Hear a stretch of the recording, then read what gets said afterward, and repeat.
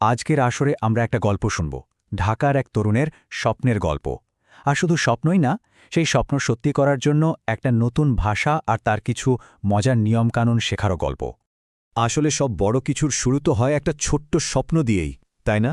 আমাদের গল্পের নায়ক রহিম ঢাকার কোলাহলপূর্ণ একটা শহরে বসে ঠিক এমনই একটা স্বপ্ন দেখত যে একদিন সে জাপানে যাবে। কিন্তু স্বপ্ন দেখা আর সেটাকে সত্যি করার মধ্যে প্রায়ই একটা বড় বাধা থাকে, তাই না? রাহিমের ক্ষেত্রে সেই বাধাটা ছিল ভাষা। জাপানে যেতে হলে, সেখানে মানিয়ে নিতে হলে জাপানি ভাষাটা জানা তো লাগবেই। এটাই ছিল সবচেয়ে বড় চ্যালেঞ্জ।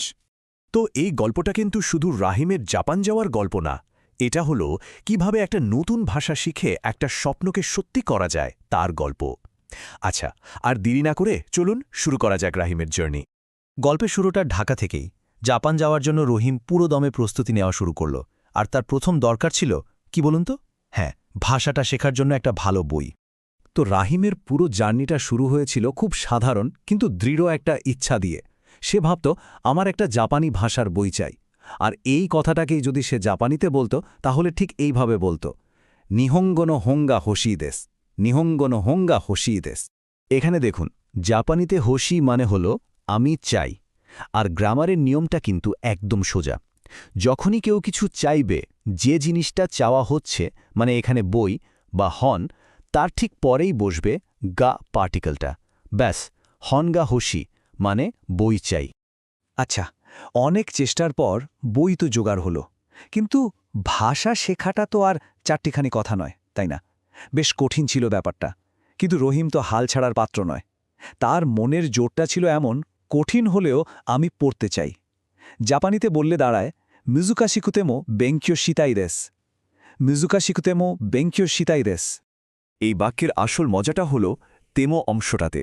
যখনই কোনো বিশেষণ, যেমন কঠিন বা মুজগাসি বা কোনো ক্রিয়ার সাথে এই তেমো ফর্মটা জুড়ে দেওয়া হয়, তার মানে হয়ে যায় হলেও বা সত্ত্বেও। মানে বাধা যতই আসুক, কাজটা চালিয়ে যাওয়ার একটা দৃঢ় সংকল্প প্রকাশ করে এটা। তো দিনরাত এক করে পড়ার পর অবশেষে সেই দিনটা এলো। রাহিমের জাপান যাওয়ার স্বপ্নটা সত্যি হওয়ার পথে। তার আত্মবিশ্বাস এখন তুঙ্গে। সে এখন বেশ ভালোভাবেই বলতে পারে, আমি জাপানি ভাষা বুঝি। আর এই আত্মবিশ্বাসকে পুঁজি করেই সে তার যাত্রার জন্য তৈরি। বাড়ি ছাড়ার মুহূর্তটা সবসময় একটু অন্যরকম, তাই না?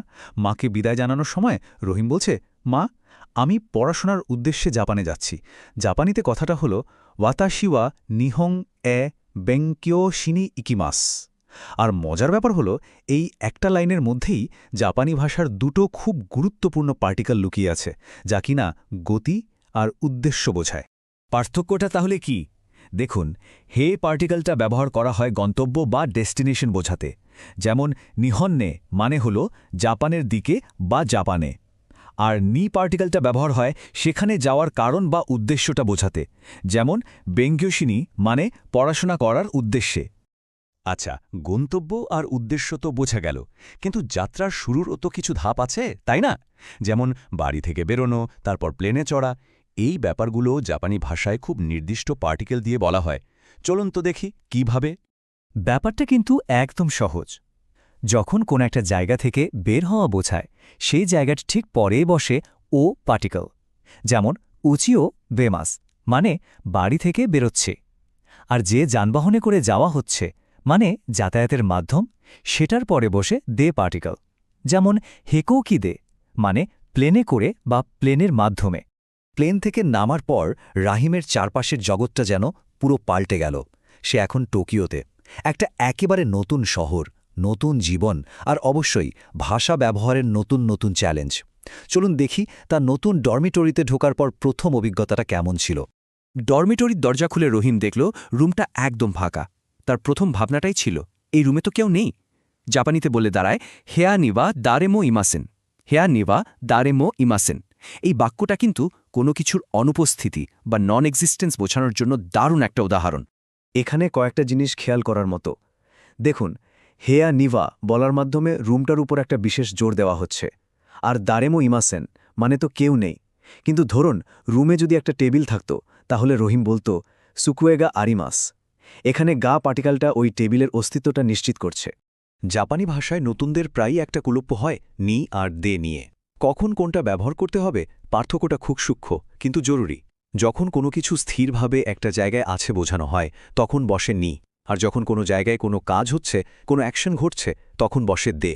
যেমন রুমে টেবিল আছে, এখানে নি, কিন্তু স্টেশনে খবরের কাগজ কিনেছি, এখানে দে। টোকিওতে রাহিমের জীবনটা ছিল সংগ্রাম আর বন্ধুত্বের এক দারুণ মিশ্রণ। পড়াশোনার পাশাপাশি সে পার্ট টাইম কাজ করত, সস্তার দোকান খুঁজে বের করত, স্টেশনে গিয়ে খবরের কাগজ কিনত ভাষাটা আরও ভালোভাবে রপ্ত করার জন্য। আর এই পুরো জার্নিতে তার সবচেয়ে বড় সঙ্গী ছিল জাপানি ভাষা, যা তাকে নতুন বন্ধু বানাতে আর সব পরিস্থিতি সামলাতে সাহায্য করেছে। আর এখানেই আমরা তো পার্টিকেলটার একটা দারুণ ব্যবহার দেখতে পাই। এই একটা পার্টিকেল কিন্তু দুটো একেবারে ভিন্ন অর্থ প্রকাশ করতে পারে। প্রথমটা হলো সঙ্গে বা উইথ, যেমন তোমোদাচিতো মানে বন্ধুর সঙ্গে। আবার এই একই তো পার্টিকেল একটা শর্ত বা কন্ডিশনও বোঝাতে পারে, মানে যদি এটা হয় তাহলে ওটা হবে, এরকম একটা ব্যাপার। এভাবেই দিন কেটে গেল। দেখতে দেখতে অনেকগুলো মাস পার। আমাদের রহিম এখন আর আগের মতো নেই। সে এখন জাপানে অনেকটাই স্থিত। তার স্বপ্নটা পূরণ হয়েছে। সে এখন ঝরঝরে জাপানি বলে। তার অনেক বন্ধুবান্ধবও হয়েছে। চলুন তার এই অসাধারণ যাত্রার শেষটা একবার দেখে আসি। একদিন পরন্ত বিকেলে সূর্যাস্তের দিকে তাকিয়ে রহিম তার ফেলে আসা দিনগুলোর কথা ভাবছিল। কোথা থেকে সে তার যাত্রা শুরু করেছিল।